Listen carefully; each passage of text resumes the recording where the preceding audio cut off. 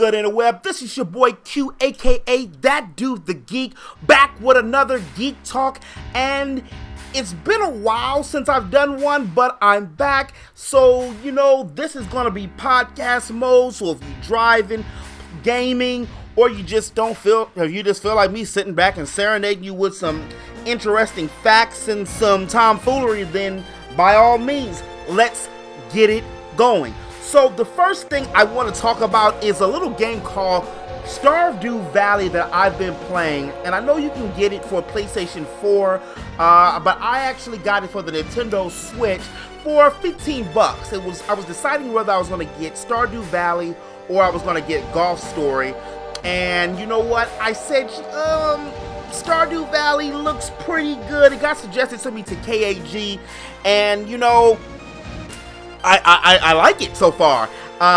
It's kind of funny though, because I'm gonna have to put a picture up of one of my character.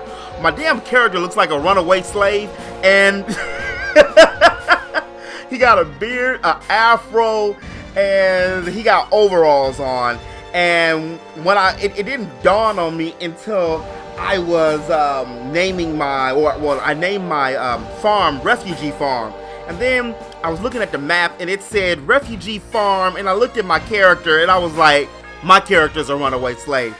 But the game and the premise of the game is pretty simple. It kind of reminds me of a farming, Harvest Moon, Animal Crossing Sims type simulator where farming, you can make money through farming, and you can plant different things from potatoes, and you can plant like weeds. You can chop down trees, and when you chop down the trees, that gives you wood. The wood allows you to be able to make houses.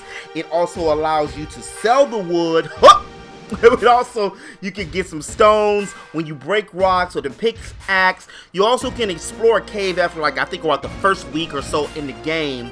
And you can explore a cave, like the adventure dude, he gives you like the hand of the adventure. He gives you a sword so you can go down into the caves, and then you can find different things to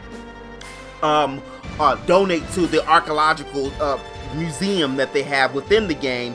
And it's very interesting. What I like about this game is what a lot of games have been doing lately is doing the whole affinity, and specializing on the affinity when it comes to the dating aspects and the friendship aspects. So you can give gifts to particular friends and or significant others. And I do like the fact that they allow, it's not just centered around a man, because most of the games are centered around men. Like with Persona 5, you couldn't date any of the men. So if you were a gay dude, or if you were a girl playing as Akira, you couldn't date the dudes if you wanted to. But on this game, you can date. If you make a female character, I'm believing I don't have a female character, but they give you the options or show you under the little menu who's single and who's not. And it's also another black dude in the game, my dude Demetrius. So it's actually pretty cool. I like it. It's one of those, I like to call it plug and play games, where I can just plug in and play for a minute, stop, and I don't feel like I'm so enthralled in the story per se that I can just jump in and jump out pretty soon. I do want to get Golf Story because I do like golf, and believe it or not, other than Tiger Woods way back in '96 when I seen him hit that ball, that legendary shot over the hill and stuff, I was actually watching that when he did it. I learned how to play golf, or learned how about golf through Mario Golf, and I've been waiting for them to do another Mario Golf. But Golf Story, it looks like Earthbound mixed with Mario Golf, and that's like right up my alley. So that's probably going to be the next game I'm going to get, and that's only 15 bucks too, which is good because I'm already strapped for cash. Before all these games come out, I was just talking to a friend about all the damn games that's coming out this year. The games and the movies and stuff that's coming out. Not only do I need and I have to have, but I want to see too. Jumanji, the movie's coming out, and then Star Wars, and is Justice League coming out this year? I think Justice League is coming out this year. I think that's coming out November 1st, I think. Thor Ragnarok. It's so many, Blade Runner. It's so many good movies that are already out or coming out, and we're not even talking about these 65, 56 games, and that's the price of these damn retail games. with Mario Odyssey, which is going to be the #1 game that I have to have. I'm going to have to pass up a lot of other games to get that, and probably get a couple cheaper like indie titles to fill in the void. But Assassin's Creed is coming out, that Doom, oh, and I gotta get that Xenoblade Chronicles 2, that's coming out, Fire Emblem, that Wolfenstein 2. I just did a video of what games you should be playing. It's a whole bunch of stuff that's coming out, and that list I had was at least $250, $300 worth it. And you know, times is hard out here for a geek, you know, when you try to get that money for that rent. I'm serious. I got bills, Nintendo, I got bills, Sony. So other than that, with the Stardew Valley I've been playing, I have an addiction to Persona 5, so I've been trying to break that addiction to Persona 5. I go back to play it every now and again. I was trying to get to Platinum on the game, but it's so much to do, and it's just such an enjoyable game. And one thing I really love about these games like that, like Final Fantasy 12, the Zodiac Age has it, as well as Persona, where you can speed up through the game. So if you already played the game, you can zip right through everything with the game, and I like that. I also like if you're powerful enough, you can just kind of like bypass some of the battles. So I'm still trying to get all the main things within all the main personas within the game. I think I'm like 70, 84%, something like that, between 74 and 84% with that. So I kind of go back to that. And I finally started I Am Setsuna, and I really enjoy I Am Setsuna so far, and it does have that Chrono Trigger feel into it. I'm only probably about 10 hours into the game, but I love the graphics, and I love this whole chibi style of video games that's happening. I'm thinking about live streaming again, this Final Fantasy 12. I just started a new job, the other job been picked up, so that's kind of why I've been here, there, and everywhere with the content, but I'm back, and I'm excited, and I got more and more and more content for everybody. And I've also been watching a whole bunch of anime too. I need to get another series in. So the end of Boku no My Hero Academia just finished, and it's really good. I mean, if you have not listened to any of my videos talking about My Hero, or if you don't even know what My Hero Academia is, it's a great Japanese hero type film, and but series. And I love the fact that they're expanding so much on these characters, because at first you only had a limited amount of the characters from Deku and Kashin, and then you had Lita and Uravity. You only had a few. Still don't understand why everybody likes Froppy so much. Is it the tongue action? Is it the big boobs? I still don't get why everybody's slurping on Froppy. I mean, she's a cool character, and you end up realizing that she's actually smarter than she looks. But the series is really good. It gives a brand new take on the superhero genre, and I really enjoyed that. And this uproar with everybody's been having, I've been catching up on my DBS as well, this uproar with Dragon Ball Super that everybody's been talking about is Goku transcending into this awakened Goku, and that's crazy. A lot of people have a lot of opinions about it. I got a homeboy who really was just disgusted and went as far as talking about how weak it was. But personally, I think it was pretty cool. The whole Ultra Instinct. I mean, I get the fact that he's a martial artist, and he probably should have had this long time ago, but he did have some of these things long time ago. It's like an Ultra God type instinct is why Beerus and all the rest of the gods and the angels are giving the nod, and all the gods are like, oh, you know, damn, is he surpassing me? Like, that's the look Beerus gave Goku. Was he surpassing me? Like, I'm scared. The sad thing about this, though, as good as the Jiren and Goku battle was, the sad/scary part is, where the hell does this leave Vegeta? Gohan, they kind of pumped up Gohan again to fail, just like they did Vegeta. Like, okay, here we go again. Goku's the savior. He's the main dude.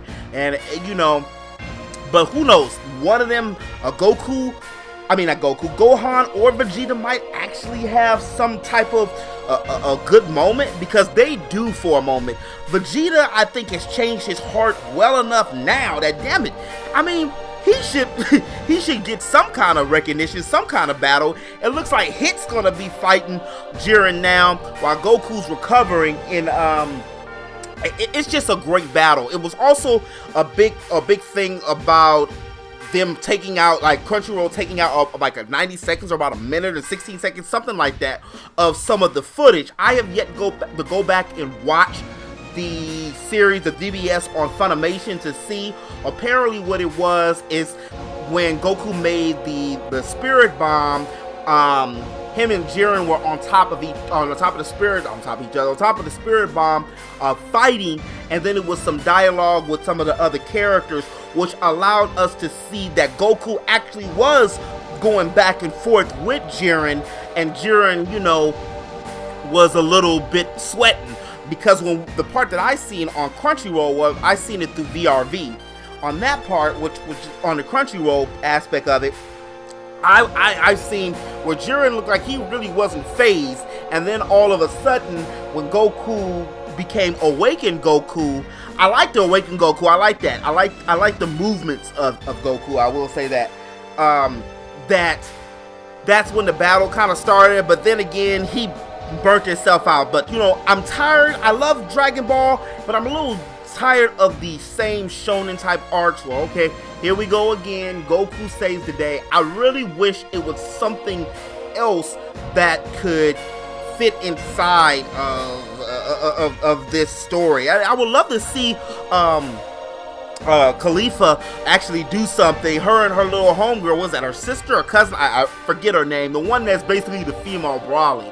I would love to see that battle go through something, but Dragon Ball Super has done something that Dragon Ball Z did. If anybody's familiar with Dragon Ball Z or the Dragon Ball universe, you remember that damn battle with Frieza?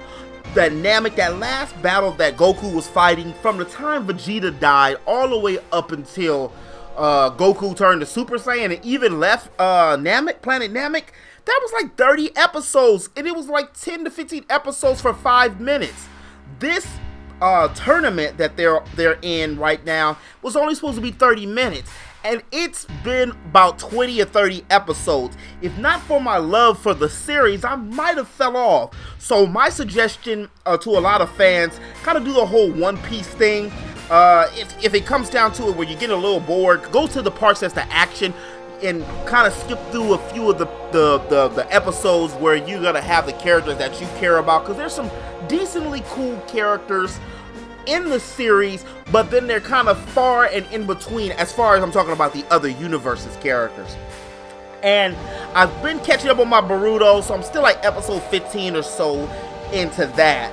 I'm thinking about doing some reviews on that, and I know I always say that, but I mean, I'm thinking about it. I got some scripts and stuff written down. It's just a matter of me putting the time together to do it.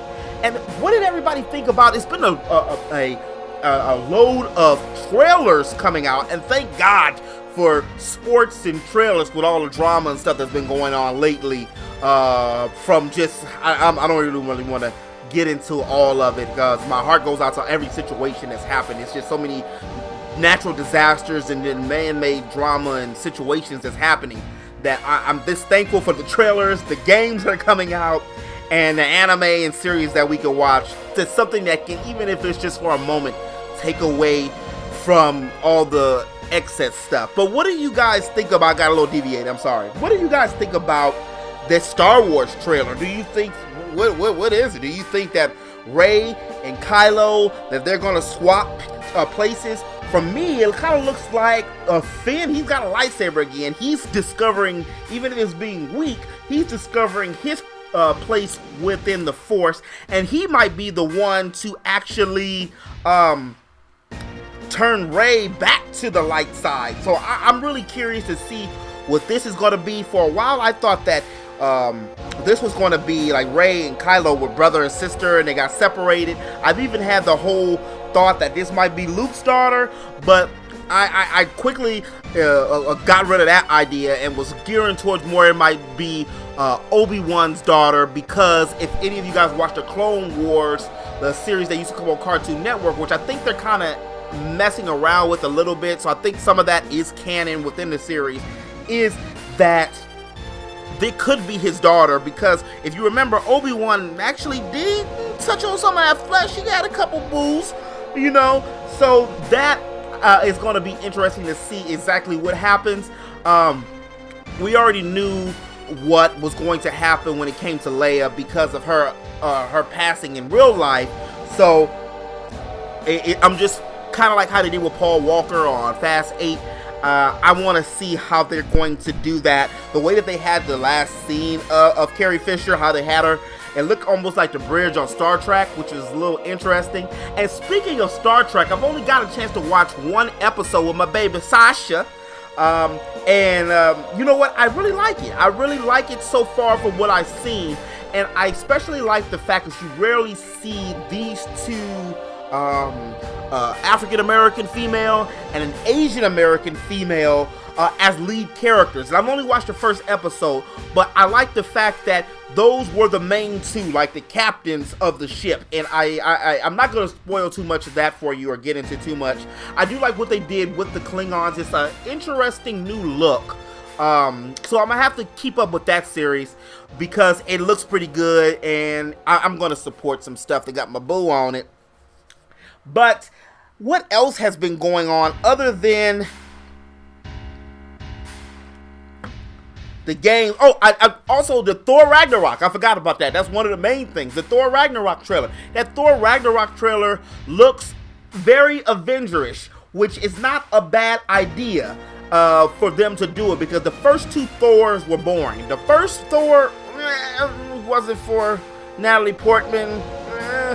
And then the second one, I just really didn't have any interest in watching the whole thing. I think I kind of fell asleep on it, so I kind of sleepwalked through the movie.